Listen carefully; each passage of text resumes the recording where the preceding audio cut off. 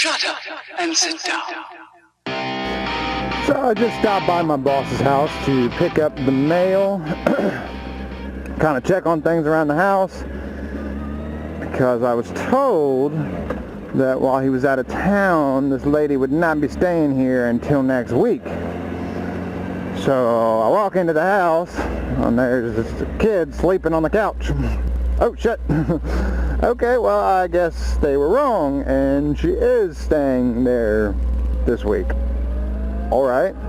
No car in the driveway.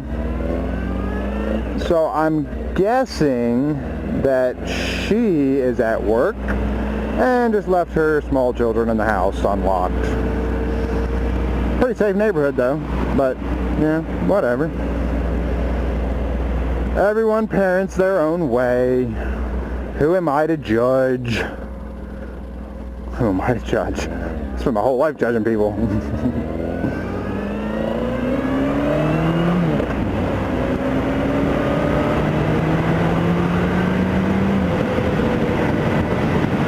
Well, this is a topic that can be considered judgmental, but I'm trying not to be with it.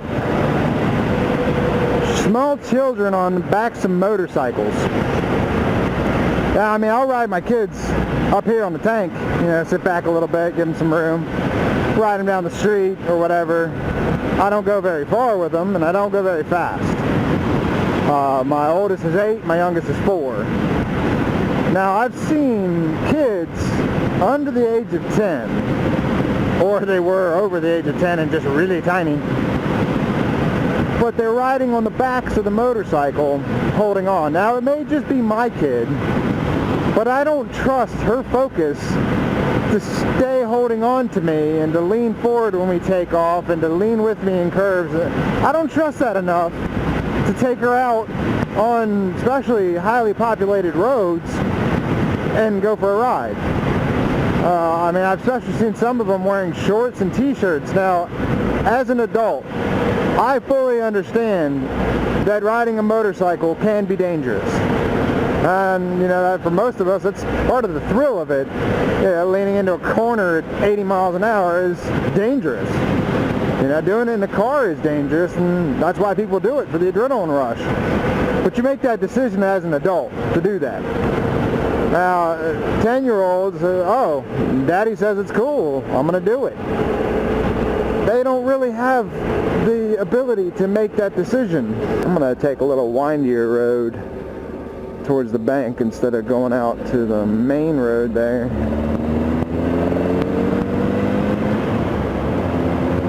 Now, it's only 25 here, but it's much more scenic, much prettier. That is a nice house.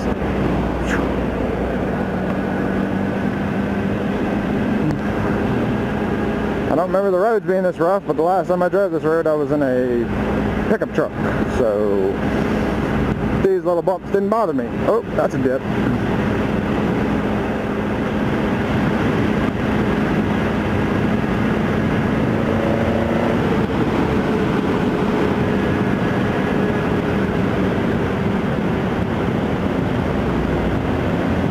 Yeah, I won't be taking this road much more times.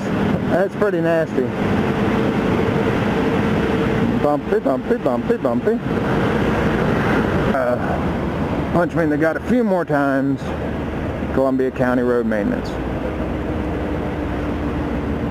One thing I want to do to my bike eventually, which isn't something that needs to be done like the brakes or the tires, it's just a comfort thing. I want to have the seat redone and added some foam in there, which there's a place around here called Evans Upholstery that does leather and seats and stuff like that. So I will take you guys along when I decide to do that. My other option is out in Myrtle Beach. I got a buddy who says there's a really good upholstery shop near him, and the guy will knock the seat out in a matter of a couple hours. Put new leather on it, add some foam, make it a little more comfortable. It may just be a good excuse for a nice 3.5 hour ride to Myrtle Beach this summer.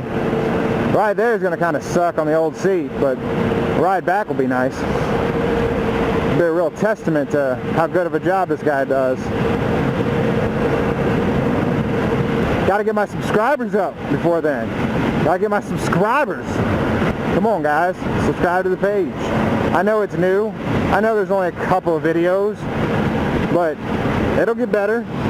There'll be more weekly, hopefully, maybe bi-weekly. I don't know yet. Well, there's a bike for sale. What's that? Oh, BMW.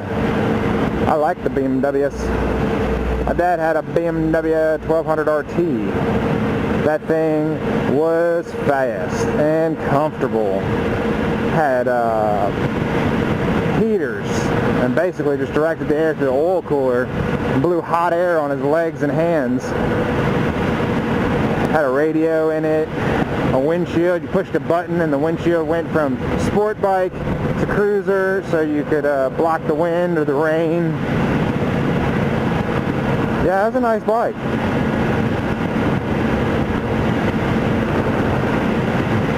But the thing weighed, God, I don't know, probably 700-800 pounds. Me and two friends had to get together and combined our forces to get that thing up on a trailer. I'm watching a lot of you vloggers out there who get to filter through traffic or split lanes, whatever you want to call it. And I am extremely jealous of you guys. Ooh, drive through on a motorcycle. Oh, bike cop. Hey, Pacific Blue. Hello.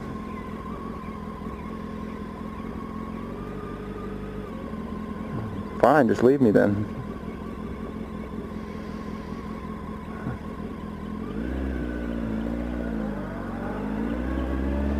I'm gonna have to come up with some good, really good rides to go on around here.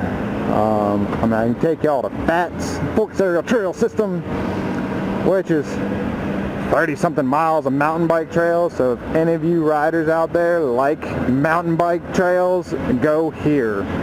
I mean, you can literally ride all day long and not hit every trail. And a lot of the trails intertwine with each other. My favorite is called the Brown Wave. It's basically a section of long whoops. So you can pretty much pump the entire thing. Well, not the entire thing, but you can pump a lot of it. Is it not going to change for me since I don't weigh anything? Come on, car. Get your car up here.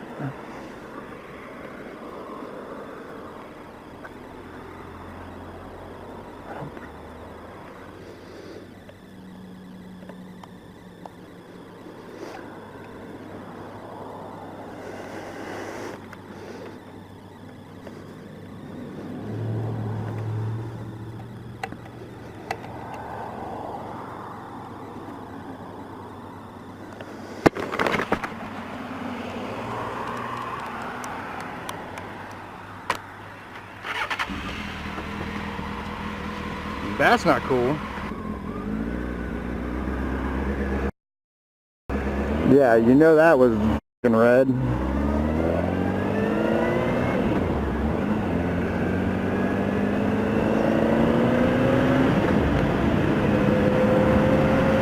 Oh, squirrel! So I learned something new about my bike today. The connection in here is not very good. Because I killed it, and then I turned it back on, and it didn't want to start.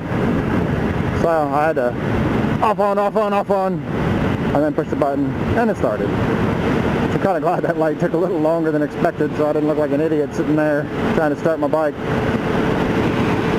But just turn it off with the key. Pretty simple solution.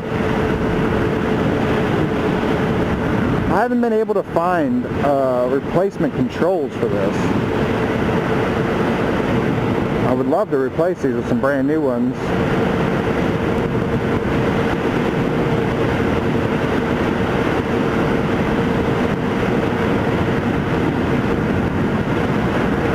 wintertime, I got a lot of fun stuff to do.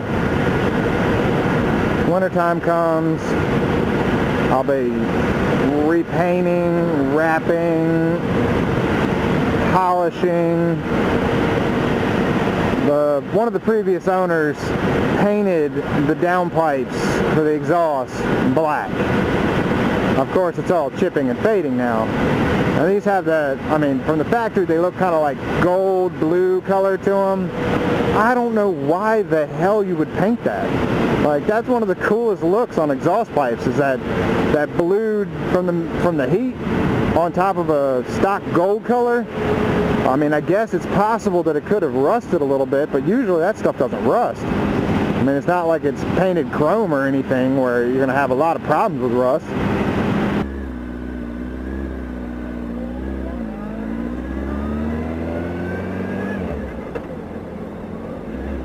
Okay, that's unnecessarily slow around that corner, bro. Come on. Lifesaver, put a little salt in your mouth. Sounds so perverted. But that's their slogan. Put a little south in your mouth. Look at me in my brand new Hyundai. Now, this is one of the funniest houses that I know of. It's got this enclosed box truck, rims on it. It's got a Raptor underneath that cover over there is a GTR Skyline, and that house is an old single wide trailer that couldn't be worth more than 20 grand at the absolute most. Got well over $100,000 worth of automobiles. He also has a motorcycle too, but has a $20,000 house. I mean, you got your priorities. So I took you across the Thurman Dam earlier, which dammed up Savannah River, flooded a town, made a lake, and now we're going to go across the Savannah.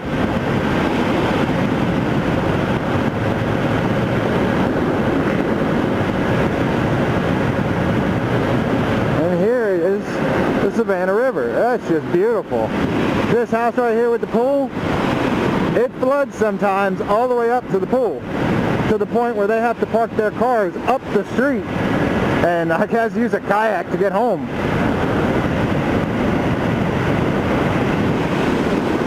This guy behind me probably thinks I'm talking to him again, because I was talking to him earlier. I was pointing at that house. He doesn't know I'm talking to you guys on YouTube. Well, hopefully I'm talking to you guys. Hopefully I get some people watching this.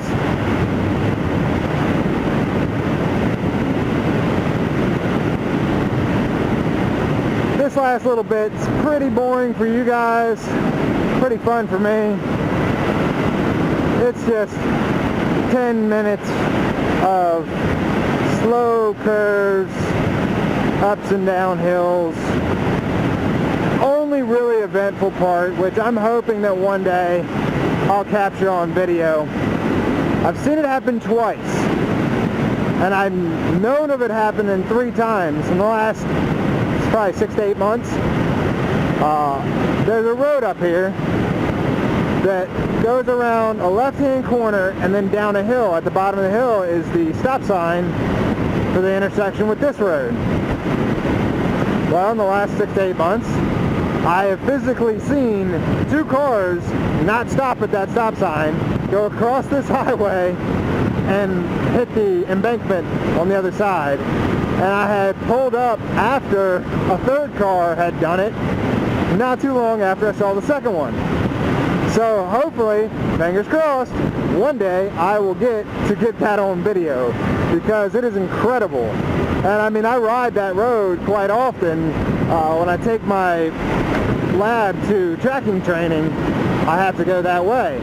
So when I come back, you know, I know the turn, and if you're paying attention, it's not like it sneaks up on you. I mean, you have to make a pretty hard left turn, and then it tells you stop ahead, so you really have to be paying absolutely no attention. First one I saw happened at night, which, okay, I guess a little more excusable, but the other 2 happened during the day. This is the stop sign here. So they come down that hill, And it's a pretty long hill. You can see the stop sign quite above, but they end up over there.